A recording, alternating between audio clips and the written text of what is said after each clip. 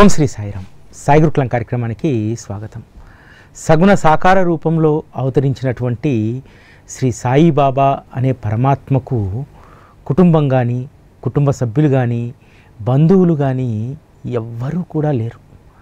అయినా సరే వారు నిత్య ఆనందులుగా, నిత్య సంతుష్టులుగా భగవంతుడు ఏ కార్యాన్నైతే నిర్దేశించారో దానిని అమలుపరచడానికి బాబా నిరతం కృషి చేసేటువంటి వారు. వారికి కుటుంబం కానీ, బంధువులు కానీ, తల్లిదండ్రులు కానీ ఎవ్వరూ లేకపోయినప్పటికీ కూడా తనను ప్రేమతో ఆశ్రయించినటువంటి వారిలోనే తన బంధువులను, మాతాపితలను అందరినీ కూడా వారిలో చూసుకునేటువంటి వారు. బాబాను ఆశ్రయించినటువంటి అనేక పాత్రల గురించి మనం సచ్చరితలో చదువుతాం. తనను ఆశ్రయించినటువంటి ప్రతి పాత్రలో ప్రేమను నింపారు. ఆ ప్రేమతోటే సద్గురు శ్రీ సాయిబాబా వారి యొక్క కడుపును నింపుకున్నారు. తనకు ఏ లోటు లేదనేటువంటి ఒక తృప్తికరమైనటువంటి ప్రస్థానాన్ని బాబా ఏ విధంగా అయితే కొనసాగించారో, తన పట్ల ఇంత ప్రేమ చూపుతున్నటువంటి బిడ్డలు కూడా దేనికోసము వెతుక్కోకుండా, ఏ మమకారం కోసము పాకులాడకుండా కేవలము తన ప్రేమను ఆస్వాదిస్తే చాలు, అన్ని ప్రేమలను కూడా తనలోనే దర్శింపజేసేటువంటి వారు శ్రీ సాయిబాబా. చాలామంది స్త్రీలు బాబా దర్శనాని కోసం వస్తే వచ్చినటువంటి వాళ్ళందరినీ కూడా ఎంత ఆదరంగా పలకరించే వాళ్ళంటే, కొంతమందిని తల్లి అని చెప్పి సంబోధించేవారు, కొంతమందిని సోదరి అని చెప్పి సంబోధించేవారు. పురుషులను బహు అని, సోదరా అని చెప్పి పలకరించేటువంటి వారు. బాబా ప్రేమను పొందినటువంటి అనేక పాత్రలు ధన్యమైనటువంటివి. ఆ పాత్రల్లో ఒక భిన్నమైనటువంటి పాత్ర మాధవరావు దేశపాండే. రేపు మాధవరావు దేశపాండే సాయిలో ఐక్యమైనటువంటి రోజు. 26 ఏప్రిల్ 1940లో వారి దేహాన్ని వదిలి వెళ్ళిపోయారు. ఆ సందర్భంగా మాధవరావు దేశపాండేకు బాబాకు ఉన్నటువంటి అనుబంధం గురించి ఈరోజు రేపు మాట్లాడుకోవాలని చెప్పి అనిపించింది. ఎందుకంటే ఆ అనుబంధము ఎంత మధురమైందంటే, ఆ అనుబంధాన్ని చూస్తే ఒక్కొక్కసారి మనకు కూడా కొంత అసూయ కలుగుతుంది. ఎస్, మాధవరావు దేశపాండే పట్ల బాబా చూపించినటువంటి, అంటే ఎవ్వరికీ అది బయటికి తెలియదు, ఎంత ప్రేమ ఉంది మాధవరావు దేశపాండేకు. మాధవరావు దేశపాండేకు ఎంత ప్రాధాన్యాన్ని బాబా ఇచ్చారనేటువంటిది ఒక్క మాధవరావు దేశపాండేకు, తర్వాత మాధవరావు దేశపాండే యొక్క పాత్రను మనము మనస్సు పెట్టి చదివితే మనకు అర్థమవుతుంది. ఇతరులకు ఎవ్వరికీ కూడా ఆ రోజు అర్థం కాలేదు. ఎందుకంటే బాబా మాధవరావు దేశపాండేకు ఒక కొడుకుకి ఇచ్చేటువంటి పాత్రను ఇచ్చాడు. తన సొంత కొడుకు వలె మాధవరావు దేశపాండేను తను స్వీకరించాడు. మనం సచ్చరితలో అనేక సందర్భాలను మనం స్పృశించినప్పుడు మాధవరావు దేశపాండేకు బాబాకు ఉన్నటువంటి అనుబంధం మనకు కనిపిస్తుంది. నీకు నాకు 72 జన్మల అనుబంధం అంటాడు. అది కేవలం రుణానుబంధం మాత్రమే కాదు, ఒక తండ్రికి కొడుకు ఉన్నటువంటి ప్రేమ అనుబంధం వారిలో కనిపిస్తూ ఉంటుంది. ఎవ్వరు బాబాను వచ్చి ఆహ్వానించినా, నా తరఫున శ్యామా వస్తాడులే, శ్యామాను తీసుకెళ్ళండి, శ్యామాకు చాలా ఇష్టం ఊళ్ళు తిరగాలంటే అని చెప్పి శ్యామాను పంపించేటువంటి వారు. ఇక్కడ మనం ఒక విషయాన్ని గుర్తుపెట్టుకోవాలి. గతంలో ఉమ్మడి కుటుంబాలు ఉన్నప్పుడు, ఇంటికి పెద్దగా తండ్రి వ్యవహరిస్తున్నప్పుడు, తండ్రి అనేక కార్యాల్లో నిమగ్నమై ఉన్నప్పుడు, ఇంటికి ఎవరైనా సరే శుభలేఖ పట్టుకొచ్చినా, ఇతరత్ర ఏ కార్యాలకు పిలిచినా సరే తండ్రి ఏం చెప్తాడు? నాకు వీలు కాదులే, ఇగో నా పెద్ద కుమారుడు వస్తాడు, లేకపోతే నా చిన్న కుమారుడు వస్తాడు అని చెప్తాడు కదా. బాబా కూడా ఎవ్వరు తనల్ని ఆహ్వానించినా యాజ్ ఇట్ ఈజ్కి ఇలాగే చెప్పేవారు. శ్యామా వస్తాడులే, శ్యామా వస్తే నేను వచ్చినట్టేలే అని చెప్పేవారు. కాకాసాహెబ్ దీక్షిత్, నానాసాహెబ్ చందోర్కరు చాలా కొద్ది తేడాతోటి ఇద్దరు స్నేహితులు కదా. ఎందుకంటే ఇక్కడికి వచ్చినటువంటి వాళ్ళు మళ్ళీ గ్వాలియర్కి రావాలి నానాసాహెబ్ కొడుకు వివాహానికి. కాబట్టి ఒక 4 రోజుల గ్యాప్ తోటి 2 ముహూర్తాలు నిర్ణయించుకుంటారు. ఎందుకోసము? మనము బాబాను ఆహ్వానిద్దాము, బాబా నాగ్పూర్ వచ్చాడనుకో, నాగ్పూర్ నుంచి గ్వాలియర్ రావాలంటే రైలు ప్రయాణం కదా, సమయం పడుతుంది కదా. కాబట్టి 2 రోజుల గ్యాప్ తోటి మనం పెట్టుకుందామని చెప్పి శుభకార్యాలు నిర్ణయించుకొని షిరిడీకి వస్తారు. వచ్చి ఆ శుభకార్యాలకు రావాలని చెప్పి ఇద్దరూ కూడా బాబాని అడుగుతారు. అడిగితే నా తరఫున శ్యామా వస్తాడులే అని చెప్పి శ్యామాను పంపిస్తారు. శ్యామాకు ఉన్నటువంటి ప్రాధాన్యం ఎంత గొప్పదో చూడండి. బాబా శ్యామా పట్ల వ్యవహరించేటువంటి తీరును సునిశ్చితంగా పరిశీలిస్తే ఒక పుత్రవాత్సల్యం అక్కడ మనకు కనిపిస్తుంది. అంటే తన కుమారునికి లోకమంతా చూపెట్టాలి, అన్నింటి వద్దకు పంపించాలి, ఒక పెద్ద మనిషిలాగా వ్యవహారం చెయ్యాలి అని చెప్పి తండ్రి ఏ విధంగా అయితే కోరుకుంటాడో శ్యామాను అదే విధంగా బాబా ప్రజెంట్ చేశాడు.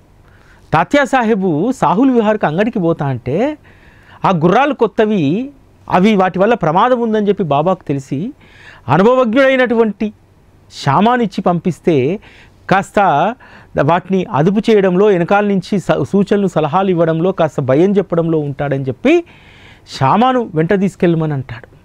తాత్యా సాహెబు కాస్త యువకుడు కాబట్టి తన దూకుడుతనంతో ఎవరూ అవసరం లేదు బాబా, నేను ఒక్కడిని వెళ్ళి రాగలను అని చెప్పి అన్నాడు. అంటే ఏ భక్తుడికైనా మేలు చేయదలుచుకుంటే, ఆ భక్తుడికి శుభాన్ని వసంగదలుచుకుంటే శ్యామాను ఖచ్చితంగా ఆ భక్తుడి వెంట పంపించేటువంటి వారు.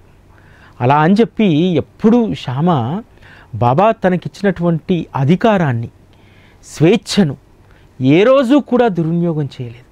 బాబా ఎక్కడికి పంపించినా, గ్వాలియర్కు పంపించినా, నాగ్పూర్ ఉపనయనానికి పంపించినా ఎంతో అనుకువగా అక్కడ ఉన్నారు తప్ప బాబా తరఫున నేను ప్రతినిధిని అనేటువంటి దాన్ని ఎప్పుడూ అధికారాన్ని శ్యామ చెలాయించలేదు. ఈరోజు పరిస్థితి ఎలా ఉంది? కాస్త బాబాకు సంబంధించి 4 విషయాలు తెలవగానే గర్వాహంకారాలు పెరిగిపోయి మనం ఎక్కడికన్నా వెళ్తే ఒక ప్రత్యేకమైనటువంటి స్థానం, ఒక ప్రత్యేకమైనటువంటి గుర్తింపు కావాలని చెప్పి మనం కోరుకుంటాం. కానీ శ్యామ ఏ రోజు కూడా దాన్ని కోరుకోలేదు. ఎంతో నిబద్ధతతోటి శ్యామ ఎప్పుడు ఏమనుకునేటువంటి వారంటే, బాబా తనను ఎక్కడికైనా పంపిస్తే తను ఏదైనా పొరపాటుగా మాట్లాడినా, అనుచితంగా వ్యవహరించినా ఆ బద్నాం బాబాకు వస్తుంది, ఆ చెడ్డ పేరు నేను బాబాకు రానియను అని చెప్పి ఎంతో నిదానంగా వ్యవహరించేటువంటి వారు. నిదానంగా వ్యవహరించడమే కాదు, ఎక్కడికి వెళ్ళినా సరే వాళ్ళు ప్రత్యేకమైనటువంటి మర్యాదలు చేసినా ఒక సాధారణమైనటువంటి వ్యక్తిలాగానే శ్యామ వ్యవహరించేటువంటి వారు. కాకాసాహెబ్ దీక్షిత్ ఉపనయనానికి శ్యామ వెళ్తే బాబాను ఏ విధంగా ఆహ్వానిస్తారో అట్లా ఆహ్వానించారు. రైల్వే స్టేషన్ నుంచి విడిది వరకు శ్యామను మేళతాళాలతో తీసుకొచ్చారట. కానీ శ్యామకు అవన్నీ ఏమీ పట్టవు.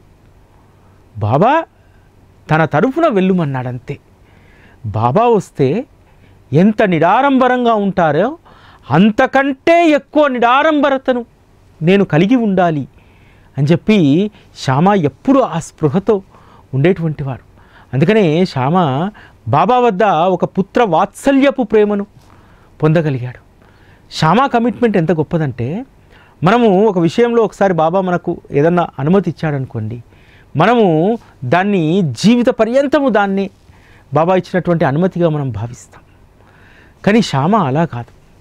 మిరికర్కు పాము కాటు వల్ల ప్రమాదం ఉందని చెప్పి తెలిసినటువంటి బాబా మిరికర్ను చాలాసేపు ద్వారకామయిలో కూర్చోబెట్టుకొని, ఈ ద్వారకామయి బిడ్డల్ని ఆ పాము ఏమీ చెయ్యదు, ఈ ద్వారకామయి చూస్తూ ఊరుకుంటుందా, తన బిడ్డల రక్షణ ఎప్పుడూ ఆయి చేస్తూ ఉంటుంది అని చెప్పి, ఒక పని చేయి, నువ్వు చితాలి వెళ్తున్నావు కదా, శ్యామాన్ తీసుకెళ్ళు అని అంటాడు. బాబా ముందు ఏమీ మాట్లాడు మిరికర్. కానీ బయటికి వచ్చిన తర్వాత శ్యామకు నమస్కారం పెట్టి, అయ్యా మాధవరావు దేశపాండే, అనవసరంగా మీరు అంత దూరం ప్రయాసపడి రావడం ఎందుకు, వద్దులేండి నేను వెళ్తాను అని చెప్పి అని అంటాడు. సరే, శ్యామ కూడా ఒక వ్యక్తి ఇష్టం లేదన్నప్పుడు, వద్దన్నప్పుడు బలవంతంగా ఎక్కి కూర్చోడు కదా. వెళ్ళుమన్నది బాబా చిత్తమే అనుకున్నాడు, మిరికర్ వద్దు అని చెప్పింది బాబా చిత్తమే అనుకున్నాడు. కాబట్టి మళ్ళీ వచ్చి ద్వారకామయిలో కూర్చుంటాడు. కానీ ఎందుకో 6th సెన్స్ మిరికర్కి చెప్తుంది, స్వయంగా బాబానే చెప్పాడు శ్యామ గారిని తీసుకెళ్ళమని, మరి నేను ఎందుకు వద్దన్నాను అని చెప్పి ఆలోచనలో పడతాడు. వెంటనే మళ్ళీ టాంగా దిగి వెళ్ళి మసీదులో కూర్చుంటాడు. కూర్చొని నిదానంగా శ్యామ దగ్గరికి వెళ్ళి అడుగుతారు, అయ్యా ఒకసారి పక్కకు వస్తారా అని. వస్తే సరే బాబా చెప్పారు కదా మిమ్మల్ని కూడా తీసుకుని వెళ్తా అంటే, బాబా చెప్పినప్పుడు నేను బయటికి వచ్చాను. బయటికి వచ్చినప్పుడు మీరు వద్దన్నారు. నేను వెళ్ళి కూర్చున్నాను. ఏమైంది అని చెప్పి బాబా అడిగారు. లేదు వారు ఒక్కరే వెళ్తారట అని అంటే, మనం మంచి చేస్తే వారు దాన్ని స్వీకరించకపోతే ఎలా అని చెప్పి బాబా అన్నారు. కాబట్టి అప్పుడు ఇచ్చిన అనుమతి అయిపోయింది బాబాది. మరలా మీరు బాబా అనుమతి కోరితే వారు వెళ్ళమంటే నేను వస్తాను అని అంటాడు. మళ్ళీ బాబాకు నమస్కారం చేసి మాధవరావు దేశపాండేని నేను తీసుకెళ్తా బాబా అంటే, సరే తీసుకెళ్ళని చెప్పి పంపిస్తాడు. అంటే ఎంత కమిట్మెంటు, ఎంత చిత్తశుద్ధో చూడండి శ్యామాది. బాబా వాక్కు ఒకసారి వచ్చిన తర్వాత దాన్ని తూచా తప్పకుండా ఆ క్షణమే దాన్ని ఆచరణలో పెట్టాలి. ఆచరణలో పెట్టకుండా దాన్ని ఎప్పుడో ఆచరణలో పెడతానేటువంటి దాంట్లో ఉండకూడదు. అది ఆ సమయానికి ఆ సందర్భానికి మాత్రమే బాబా చెప్పింది. మిరికర్ నన్ను తీసుకెళ్ళడానికి నిరాకరించాడు కాబట్టి వచ్చి కూర్చున్నాను, మళ్ళీ బాబా అనుమతిస్తేనే వస్తానని చెప్పి అన్నాడు. చూసారా, ఆ కమిట్మెంటు చాలా గొప్పది. శ్రీ సాయి సచ్చరితలో మనం అనేక పాత్రల గురించి చూస్తాం కదా. ఏ పాత్రకు సంబంధించి ఒక ప్రత్యేకమైనటువంటి ఏర్పాట్లు బాబా ఎప్పుడు చేసినట్టు మనకు కనిపించదు. అంటే వారి వారి లౌకిక జీవితాల్లో కావలసినటువంటి ఏర్పాట్లు, రకరకాలైనటువంటి లీలలు మనం చదువుతాం. కానీ శ్యామా కోసము ఎంత ముందు చూపుతో బాబా ఆలోచిస్తారు. అందుకు గయాలో శ్యామాకు జరిగినటువంటి గౌరవ మర్యాదలే నిదర్శనం.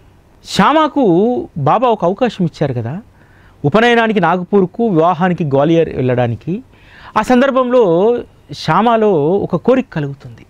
అరే అంత దూరం వెళ్తున్నాను కదా, అదేవిధంగా కాశీ, గయా, అయోధ్యలకు కూడా వెళ్ళాలి అనేటువంటి సంకల్పం కలిగినప్పుడు బాబా దగ్గరికి వచ్చి అడుగుతాడు. బాబా అంత దూరం వెళ్తున్నాను కదా, కాశీ, గయాకు కూడా వెళ్ళాలని ఉంది, మీరు అనుమతిస్తేనంటారు. ఎందుకు శ్యామా, ఆయాచితంగా మనకు అవకాశం వచ్చినప్పుడు దాని గురించి ఎందుకు ఆలోచించాలి, వెళ్ళిరా అని అంటాడు. కానీ శ్యామాకు అక్కడ ఎవ్వరూ తెలియదు. బాబా తన తరఫున శ్యామా వస్తున్నారని చెప్పగానే యాత్రకు కావలసినటువంటి కొంత డబ్బును కాకాసాహెబ్ దీక్షిత్ ఇస్తాడు. ఆ తర్వాత గ్వాలియర్ వెళ్ళినప్పుడు నానాసాహెబ్ కొంత డబ్బునిస్తాడు. వారి యొక్క వియ్యంకుడు కొంత డబ్బునిచ్చి అయోధ్యలో ఒక ప్రత్యేకమైనటువంటి మందిరాన్ని నానాసాహెబ్ వియ్యంకుడు నిర్మిస్తాడు.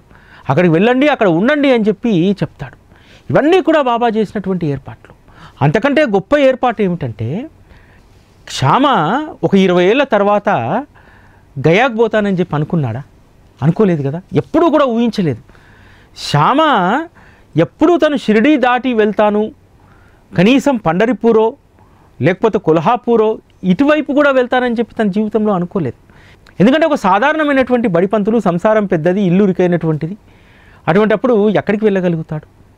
కానీ బాబాకు తెలుసు శ్యామ ఎక్కడెక్కడికి వెళ్తాడు, ఎక్కడ ఏ ఏర్పాట్లు చేయాలనేటువంటిది బాబాకు ముందే తెలుసు. ఒక తండ్రి గనక ఒక కొడుకు యొక్క పురోభివృద్ధి కోసం ముందుగానే, కొడుకు పుట్టగానే ఎట్లయితే ప్రణాళిక రచిస్తాడో అట్లా శ్యామ యొక్క పారమార్థికమైనటువంటి ఉన్నతి కోసం బాబా ముందుగానే అన్ని ప్రణాళికలు రూపొందించాడు. గయా నుంచి 20 ఏళ్ల క్రితం ఒక పాండా తీర్థయాత్రలు అందరినీ తిప్పుతూ కోపర్గావ్ వచ్చి కోపర్గావ్ నుంచి షిరిడీకి వస్తాడు. షిరిడీకి వచ్చినటువంటి ఆ పాండాను బాబా శ్యామ ఇంటికి భోజనానికి పంపిస్తాడు. శ్యామ ఇంట్లో ఉన్నటువంటి బాబా చిత్రపటాన్ని చూసి అది నాకు ఇస్తావా అంటే, బాబా అనుమతి తీసుకొని మీకు ఇస్తాను అని అంటాడు. వెళ్ళి బాబా దగ్గరికి ఆ చిత్రపటం తీసుకెళ్ళి, పాండా అడుగుతున్నాడు ఇవ్వమంటావా అంటే, సరే ఇచ్చేసే అని అంటాడు. మరి గయా యాత్రకు పోతున్నప్పుడు బాబా అన్నటువంటి మాటను మనం బాగా గుర్తుపెట్టుకోవాలి. నీకంటే ముందే నేను గయాలో వచ్చేస్తాలే, అక్కడికి చేరుకుంటానులే, నీకంటే ముందే గయాలో ఉంటాలే అని అంటాడు. అప్పుడు శ్యామకు అర్థం కాలేదు. ప్లేగు వ్యాధి విపరీతంగా ఉందని చెప్పి భయపడుతూ అక్కడి నుంచి వెనకకు వచ్చేద్దాం అనుకుంటాడు అప్ప అండ్ శ్యామ. కానీ అక్కడ ఒక వ్యక్తి ధైర్యం చెప్పి, ఆ పాండా ఇల్లు చాలా పెద్దది, అక్కడ ఎటువంటి ఇబ్బంది ఉండదని చెప్పి తీసుకెళ్తే, ఆ ఇంట్లోకి వెళ్ళగానే బాబా చిత్రపటం చూసి ఎక్కిళ్ళు పెట్టి ఏడుస్తాడు శ్యామ. బాబా నాకంటే ముందు గయాలో ఉంటానన్నారు, మీరు ఇక్కడే ఉన్నారు అని చెప్పి ఆనందంతో గుక్కబట్టి ఏడుస్తూ ఉంటాడు. అది చూసినటువంటి పాండా ఆశ్చర్యపోతాడు. ఏమైంది మీకు? ఇక్కడ ప్లేగు వ్యాధి లేదు, ఏమీ లేదు, మీరు సురక్షితంగా ఉండొచ్చు, ఎందుకు అనవసరంగా మీరు శోకిస్తున్నారంటే చెప్తాడు, నాకంటే ముందే బాబా ఇక్కడ ఉంటానన్నారు. అసలు ఎక్కడ షిరిడి, ఎక్కడ గయా? చాలా మట్టుకు పూణేలో ఉన్నటువంటి వారికే బాబా గురించి తెలియదు. బాబా చిత్రపటాలు వాళ్ళ ఇంట్లో లేవు. ఇక్కడ బాబా చిత్రపటం ఉండడం ఏమిటి అని అంటే ఆ పాండా చెప్తాడు. నేను ఒకసారి 20 ఏళ్ల క్రితం షిరిడి వెళ్ళినప్పుడు అక్కడ మాధవరావు దేశపాండే అనేటువంటి ఆయన ఇంట్లో ఈ చిత్రపటం చూసి అడిగితే ఆయన ఎంత గొప్ప భక్తుడంటే ఆయన స్వయంగా ఇంటికి వచ్చినటువంటి అతిథి అడిగినటువంటి దాన్ని ఇవ్వకుండా దాన్ని పట్టుకొని వచ్చి బాబా అనుమతి ఇస్తే ఇస్తానని చెప్పి బాబా అనుమతి తీసుకొని నాకు ఇచ్చాడు. నిజంగా ఆ మాధవరావు దేశపాండే ఎంత గొప్ప భక్తుడు అని అంటాడు. అప్పుడు శ్యామ అంటాడు, అది ఎవరో కాదు, నేనే ఆ మాధవరావు దేశపాండే అనగానే ఆ పాండా మాధవరావు దేశపాండేని ఆలింగనం చేసుకొని ఆనంద పారవశ్యంతో మునిగి తేలుతాడు. ఇటువంటి సద్భక్తుడు నా ఇంటికి రావడం, నా నట్టింట్లో నిలబడడం నా అదృష్టం అంటాడు. శ్యామ చేయాల్సినటువంటి పితృకర్మలన్నింటినీ కూడా చేయించిన తర్వాత తను ముందు పల్లకిలో కూర్చొని శ్యామను అంబారీ పైన ఎక్కించి, ఏనుగు పైన ఎక్కించి గయాలో స్వామి దర్శనానికి తీసుకెళ్తాడు.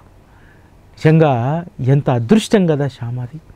అంటే రాజాదిరాజ యోగిరాజ శ్రీ సద్గురు సాయినాథ్ మహారాజ్ వారి యొక్క పుత్రవాత్సల్యం ఎలా ఉంటుంది, తను పుత్రుడిగా భావించేటువంటి ప్రతి భక్తుడిని కూడా గజారోహణ చేసేటువంటి స్థాయికి తీసుకెళ్లాలని చెప్పి బాబా ఎప్పుడూ కూడా పరితపిస్తూ ఉంటారు. శ్యామకు గజారోహణ చేసినా సరే, అంత గౌరవం అక్కడ దక్కినా సరే ఇది నాది కాదు అనుకున్నాడు. షిరిడీకి వచ్చి ఎవరితో చెప్పుకోలేదు గొప్పగా. నేను పోతే అక్కడ నాకు గజారోహణ చేయించి ఊరంతా తిప్పాడు పాండా అని చెప్పి చెప్పుకోలేదు. ఇది ఎవరి వల్ల నాకు దక్కింది? శ్రీ సాయిబాబా వల్ల దక్కింది. ఆయన చిత్రపటం నా ఇంట్లో ఉండడం, ఆ పాండా దాన్ని అడగడం, ఆ చిత్రపటాన్ని తీసుకెళ్లడం వల్ల నాకు గొప్ప మర్యాద దక్కింది. అది ఎవరి వల్ల దక్కింది? బాబా వల్ల దక్కింది. ధ్వజారోహణ చేసినా సరే శ్యామకు తలకు అహంకారం అవరోధించలేదు. ఎప్పుడూ కూడా నిడారంబరంగా నిర్మోహమాటంగా ఒకే రీతిన శ్యామ ఉండేటువంటి వారు, వివేకం వివేచనతో ఉండేటువంటి వారు. శ్యామాది ఎంత గొప్ప విజ్ఞత అంటే బాబా స్వయంగా విష్ణు సహస్రనామం అనేటువంటి మాలను శ్యామ మెడలో వేయదలుచుకుంటే రామదాసి నుంచి పుస్తకం తీసిస్తే బాబా వద్దు, బాబా వద్దు, ఆ రామదాసి మహాకోపిష్టి నన్ను కొట్టినా కొడతాడు, నా పైన వీధి పోరాటం చేస్తాడు, వద్దు బాబా అని అంటే శ్యామ నేను చెప్తున్నాను విను, ఇది నీకెంతో మేలు చేస్తుంది. ఒకసారి నా ప్రాణం పోతున్నటువంటి సమయంలో ఆ పుస్తకాన్ని ఒక్కసారి నా హృదయానికి హత్తుకుంటే పోయినటువంటి ప్రాణం తిరిగి వచ్చింది. అంత మహత్తు కలిగినటువంటిది విష్ణు సహస్రనామం. అది ఎప్పుడూ కూడా నీ జిహ్వ పైన ఉండాలి. రాకపోతే సంస్కృతం చదవరాకపోతే ఒక్కొక్క అక్షరాన్ని కూర్చుకొని చదువుకో, ఇది నీ జీవితానికి మేలు చేస్తుంది అని అంటాడు. వద్దు బాబా వద్దు అంటాడు శ్యామ. అయినా సరే పుస్తకం తీసి బలవంతంగా చేతిలో పెడతాడు. పెట్టి మహాకోపిష్టైనటువంటి రామదాసిని కూడా శాంతింపజేస్తాడు. ఏమయ్యా, సమతా మమతలు ఉండాల్సినటువంటి వాడివి నువ్వు రామదాస్ అంటే సమతా మమత అనేటువంటి బుద్ధి కలిగి ఉండాలి, అది లేకుండా ఏమిటి? శ్యామ ఎవడయ్యా? మనవాడే కదా, మనందరం ఒకటే కదా. ఆ పుస్తకం శ్యామ దగ్గర ఉంటే ఒకటి, నీ దగ్గర ఒకటి ఉంటే ఒకట. అయినా నీకు విష్ణు సహస్రనామం కంఠస్థా వచ్చు కదయ్యా, ఆ పుస్తకంతో ఏమవసరం నీకు అని అంటే, సరే ఆ పుస్తకానికి బదులుగా ఇంకోటి ఇవ్వండి అంటే, ఒకటేమిటి నేను 100 పుస్తకాలైనా ఇస్తానని అంటాడు శ్యామ. అంటే శ్యామకు ఉన్నటువంటి త్యాగ గుణానికి అది నిదర్శనం. ఎందుకంటే అతను కోరుకున్నటువంటిది ఇవ్వను అనేటువంటిది ఆ మాట రాలేదు. అప్పుడు ఆ రామదాసి అడుగుతాడు, నాకు పంచదశి ఇప్పియండి చాలు అని అంటాడు. చాలా ప్రేమగా ఆ పుస్తకాన్ని రామదాసికి శ్యామ బహుకరిస్తాడు. శ్యామ పట్ల ఎంత ప్రేమ అంటే, షిరిడీలో ఒక ఆనవాయితీ ఉంటుంది కదా, ఎవ్వరు ఎక్కడికి వెళ్ళినా సరే బాబా యొక్క అనుమతి తీసుకొని వెళ్ళాలి. ఎవరైనా దూర ప్రాంత తీర్థయాత్రలకు వెళ్తుంటే శ్యామకు తిరగడం అంటే చాలా ఇష్టం. వాడు ఒక చోట ఉండడు. ఎట్లాగూ శ్యామ ఎక్కడికి ఒక్కడే వెళ్ళలేడు కదా, మీతో పాటు శ్యామని తీసుకెళ్తారా అని చెప్పి అడిగేటువంటి వారు. అది బాబా ఆజ్ఞగా భావించి యాత్రకు వెళ్తున్నటువంటి వారు శ్యామ గారిని సొంత ఖర్చులతో తీసుకెళ్లేటువంటి వారు. పుత్రవాత్సల్యం అంటే ఇలానే ఉంటుంది కదా. తండ్రి ఎప్పుడూ కూడా కొడుకు యొక్క ఉన్నతిని, చిన్నప్పుడు మనం కూడా చూస్తుంటాం కదా, ఎక్కడికన్నా యాత్రకు వెళ్ళడానికో ఇంకో ప్రదేశానికి వెళ్ళడానికో పక్కింటి వాళ్ళు వెళ్తుంటే మాకు వీలు కాదు, కాస్త మా అబ్బాయిని కూడా మీరు తీసుకెళ్తారా అని చెప్పి మన తల్లిదండ్రులు అడిగినటువంటి సందర్భాలు అనేకం ఉంటాయి కదా. అట్లాగే శ్యామను బాబా ఒక చిన్న పిల్లవాడిగా చూసేటువంటి వాడు. అందుకనే శ్యామ ఎంత చనువుగా బాబాతో ఉన్నా సరే బాబా విసుక్కోలేదు. ఎందుకంటే బాబా శ్యామను ఒక చిన్న పిల్లవాడిగా చూస్తున్నాడు. శ్యామలో ఒక చిన్న పిల్లవాడి యొక్క మనస్తత్వాన్ని బాబా గ్రహించాడు. అందుకనే శ్యామ వయస్సు పెరిగినా సరే బాబా శ్యామను చిన్న పిల్లవాడిగానే చూసేవాడు. అందుకనే అంత ప్రేమగా, అంత ఆదరంగా శ్యామ ఏది చెప్పినా సరే దాన్ని విసుక్కోకుండా, సర్లే శ్యామ అది నీకు తెలియదేని అంటాడు తప్ప ఏంటి నీ బోడి పెత్తనం అని చెప్పి ఏ రోజు కూడా బాబా శ్యామను అనలేదు. నీకు తెలియదులే శ్యామ, దాని వెనకాల వేరే అర్థం ఉంది అని నిదానంగా చెప్తాడు. చాలా సందర్భాల్లో మాత్రం శ్యామ ఏది చెప్పినా సరే దానికి అంగీకరించేటువంటి వారు. బాబా అనుమతి కోసం అనేక మంది కొన్ని రోజుల పాటు పడిగాపులు కాచినటువంటి వాళ్ళ విషయాన్ని, రాయబారాన్ని శ్యామ తీసుకొస్తేనే బాబా అంగీకరించేటువంటి వారు కదా. వారిని మసీదు మెట్లెక్కించేటువంటి వారు. శ్యామకు బాబా దగ్గర ఒక ప్రత్యేకమైనటువంటి స్థానం ఉంది. అలా అని చెప్పి కొడుకును ఫోకస్లోకి ఏ తండ్రి తీసుకురాడు. ఎందుకంటే కొడుకు పైన అందరి దృష్టి పడి కొడుకు ఇబ్బంది కలుగుతుందని చెప్పి శ్యామ విషయంలో కూడా బాబా అలానే వ్యవహరించారు. బాబాకు హారతులు ప్రారంభమైనప్పుడు మొదట తాత్యాసాహెబ్ నూల్కర్ కదా హారతి ఇచ్చింది. అనేక సంవత్సరాలుగా బాబాను అంటి పెట్టుకుని ఉంటున్నాడు. స్వతహాగా బ్రాహ్మణుడు. శ్యామకు అవకాశం ఇవ్వచ్చు కదా, పోనీ శ్యామ అయినా సరే అడగొచ్చు కదా, అడగలేదు. తాత్యాసాహెబ్ నూల్కర్ హారతి ఇస్తుంటే ఆనందంతో పొంగిపోయేవాడు శ్యామ. ఆ తర్వాత మేఘాకు అవకాశం వచ్చింది, ఆ తర్వాత జోక్కు అవకాశం వచ్చింది, చివరి హారతి లక్ష్మణ మామ ఇచ్చాడు. కానీ ఎప్పుడూ కూడా బాబాకు నేను చాలా దగ్గర వాడిని, నేనే హారతి ఇవ్వాలని చెప్పి ఎప్పుడూ శ్యామ దానికోసం ఆ ఖ్యాతి కోసం ఎప్పుడూ కూడా పాకులాడలేదు. ఒక్క హారతే కాదు, షిరిడీలో జరిగినటువంటి అనేక విశేష సందర్భాల్లో శ్యామ పాత్ర మనకి ఎక్కడా కనిపించదు. మీరు బాగా గుర్తుపెట్టుకోండి. బాబాకు తొలి గురు పూజ తాత్యాసాహెబ్ నూల్కర్ చేస్తాడు కదా. బాబా నూల్కర్ను స్వయంగా పిలిచి చెప్తాడు, రేపు ఈ స్తంభానికి పూజ చేసుకో అని చెప్పి. రేపు ఏమిటి విశేషం అని చెప్పి వాళ్ళు ఎవ్వరూ ఆలోచించలేదు. కానీ బాబా రేపు చేసుకోమనంటే ఏదో విశేషం ఉందని చెప్పి పంచాంగం తీసి చూస్తే వ్యాస పౌర్ణమి, గురు పౌర్ణమి ఆ రోజు. అరే రే బాబా తాత్యాసాహెబ్కు అవకాశం ఇచ్చాడు, తాత్యాసాహెబ్ నూల్కర్కు, నాకెందుకు అవకాశమే లేదు, నేను బాబాకు అనుంగ భక్తుని కదా, తొలి గురు పూజ నేను చేయాలి, బాబా తొలి పాద పూజ నేను చేయాలని చెప్పి శ్యామ పోటీ పడలేదు. అంతేకాదు మీరు చావడి ఉత్సవంలో చూడండి, అనేక పాత్రలు మనకు అక్కడ కనిపిస్తూ ఉంటాయి. నానాసాహెబ్ నిమోన్కర్ ఒకవైపు, తాత్యా ఒకవైపు బాబాకు పక్కన.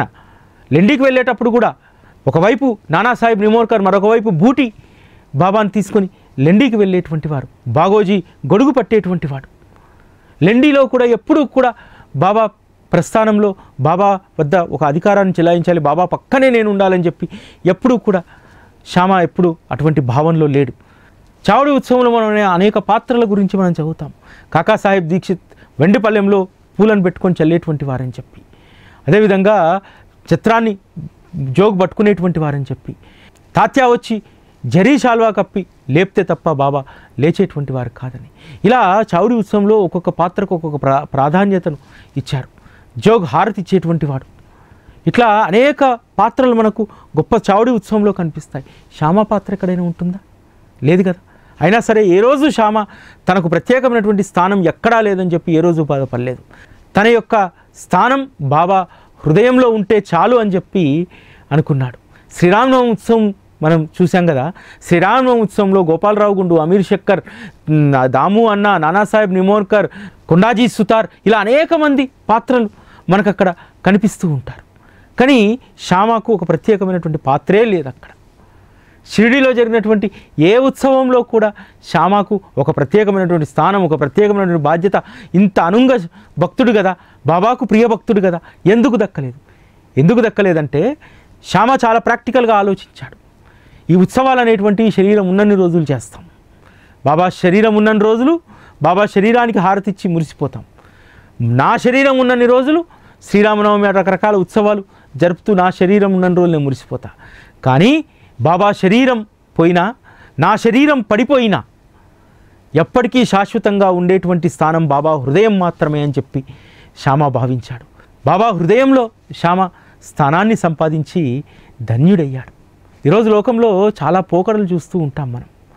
బాబా పేరు మీద రంగు వస్త్రం కట్టినటువంటి వాళ్ళు నెత్తి మీద చేయబెడితే ₹1,00,000, పాదపూజ చేస్తే 10 లక్షలు. కానీ శ్యామ బాబా హృదయంలో స్థానం సంపాదించినటువంటి వాడు కదా. ఏ రోజైనా అలా వ్యవహరించాడా శ్యామ?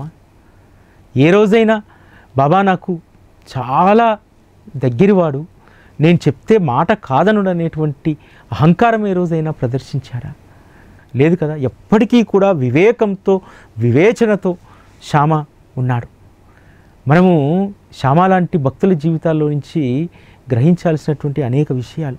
బాబా మనల్ని ఎంత గొప్ప స్థానంలో పెట్టినా, ఎన్ని గొప్ప అనుభవాలు మనకిచ్చినా, మనం ఎప్పుడూ కూడా అహంకార రహితులుగా ఉండాలి, నిమిత్త మాత్రులుగా ఉండాలి. శ్యామ ఎప్పుడూ కూడా నిమిత్త మాత్రుడుగానే ఉన్నాడు.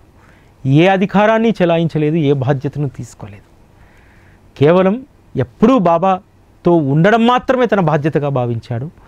తన స్థానం ఎప్పుడు బాబా హృదయంలో ఉంటే చాలని చెప్పి భావించాడు. ఇది ఈరోజు సాయి గురుకులం. మళ్ళీ రేపటి కార్యక్రమంలో కలుసుకుందాం. అప్పటి వరకు సెలవు. నమస్కారం.